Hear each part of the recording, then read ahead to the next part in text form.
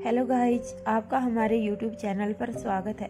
अगर आप हमारे चैनल पर नए हैं और अभी तक चैनल को सब्सक्राइब नहीं किया है तो प्लीज़ चैनल को सब्सक्राइब करें। अगर वीडियो पसंद आ रही है तो प्लीज़ वीडियो को लाइक करें, कमेंट करें और अपने दोस्तों के साथ शेयर करें। अनिका कुछ देर तक रोहित की हरकतों को बड़े ही सहज भाव से देखती रहती है।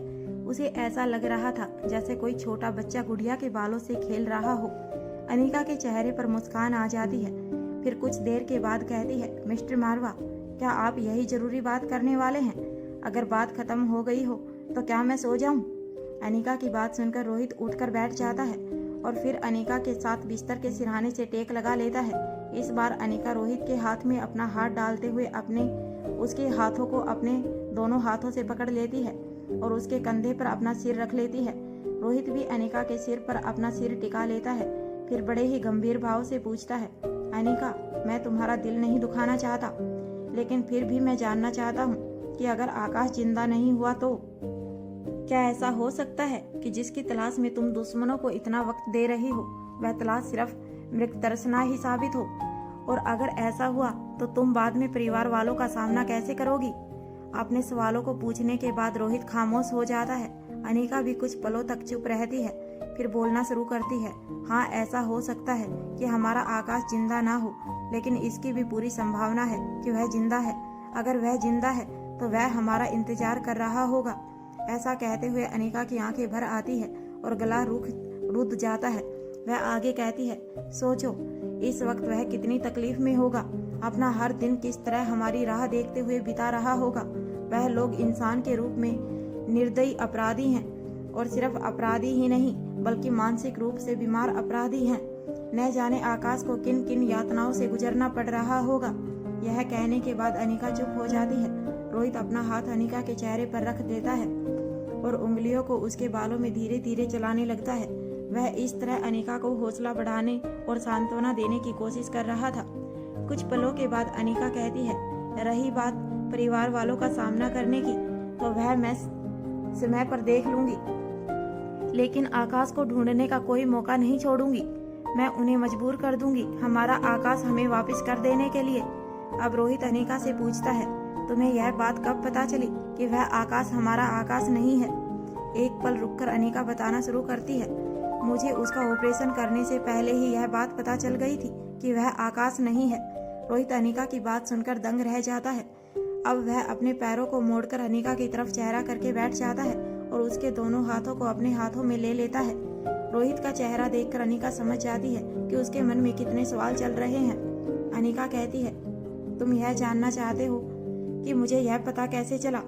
रोहित जवाब देता है, हाँ, क्योंकि मुझे अच्छी तरह याद है कि उस वक्त आकाश को देखने के बाद कुछ पलों के लिए तुम्हारी खुद की स्थिति ठीक नहीं थी।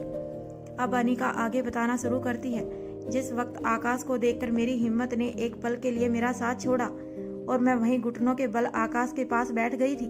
ठीक उसी वक्त जब मेरा हाथ आकाश के हाथ पर था, तब वह मेरे चेहरे की बेहद करीब था। तब मैंने आकाश को पहचाना। रोहित कहता है, क्या आकाश के हाथ पर कोई निशान था? अनिका कहती है, नहीं, किसी निशान की वजह से मैंने आकाश को नहीं पहचाना। जहाँ तक मैं समझती हूँ, आकाश का डुप्लीकेट तैयार करने के लिए उन्होंने आकाश के सभी निशानों को भी कॉपी किया है। अब रोहित और भी ज्यादा हैरान होकर अनिका के चेहरे की तरफ देख रहा था। अनिका रोहित के हाथों में मौजूद अपने हाथों को बाहर निकालती है, फिर रोहित के एक हाथ को अपने हाथ में ले लेती है। इसके बाद रोहित की हथेली को खोलते हुए उसे दिखाती है, देखो हमारी उंगलियों के पोरों को देखो, इन्हीं की वजह से मैं आकाश को उसी वक्त पहचान गई थी। अब रोहित और भी ज्यादा आश्चर्य से अनिका की तरफ देखता है और एक पल चुप रहने के बाद अनिका से बड़े ही आराम से संदेश सब तरीके से पूछता है, फिंगरप्रिंट? तुम्हें आकाश के फिंगरप्रिंट की भी पहचान थी? अब अनिका अपनी गर्दन ना में हिलाती है और फिर कहती है, नहीं, फिंगरप्रिंट की वजह से नहीं।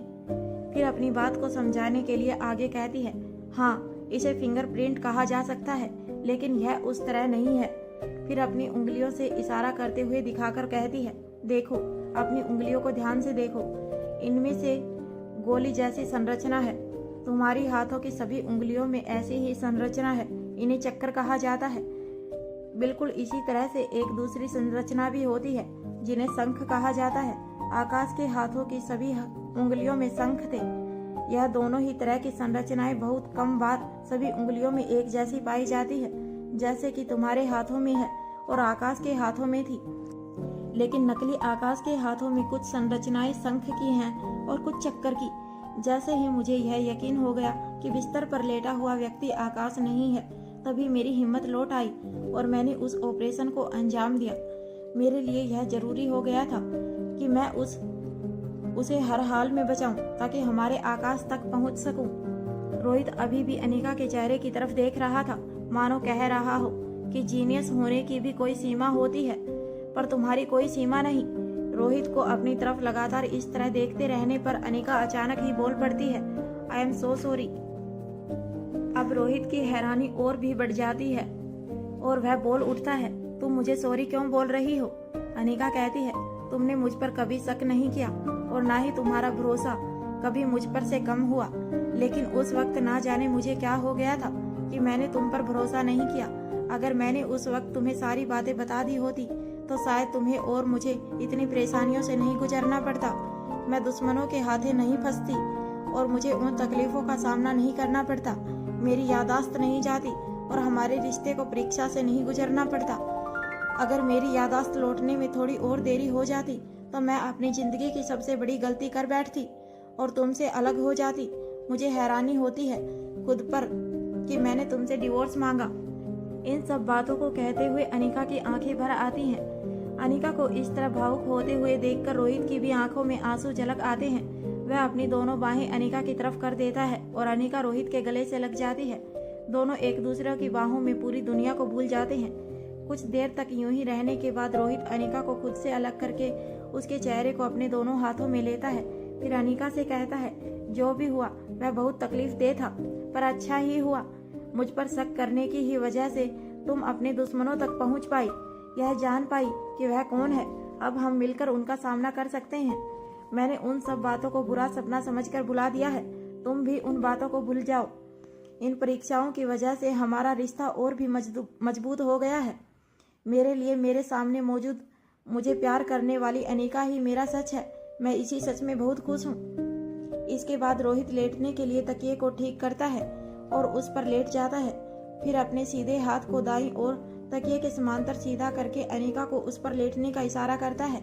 अनिका रोहित के कंधे पर सर रख लेती है। रोहित अपने हाथ को मोड़ते हुए उसके सर को हाथ फेरने लगता है। अब अनिका उस बात को बदलते हुए रोहित से पूछती है, क्या तुम्हें लगता है कि मुक्ता हमारे सनी की परफेक्ट मैच है? हाँ, मुक्ता एक अच्छी लड़की है, लेकिन मुझे मुक्ता सनी के मुकाबले कहीं ज्यादा आत्मविश्वासी, समझदार और परिपक्व लगती है। अब रोहित मारवा जवाब देता है, मुक्ता सनी का परफेक्ट मैच हो या ना हो, लेकिन वह उसकी पूरक जरूर है। सनी की पिछली जिंदगी में जो घटनाएं घटी हैं, उस तरह की चीजों से बचने के लिए उसके पास मुक्ता जैसा पार्टनर होना जरूरी है। जहाँ तक मैं समझ पाया हूँ, अपनी माँ के प्यार के अभाव में और बाकी पूरे परिवार के अति लाड प्यार में पलने के बावजूद उसके स्वभाव और चरित्र में दोनों ही चीजों का नकारात्मक प्रभाव नहीं है।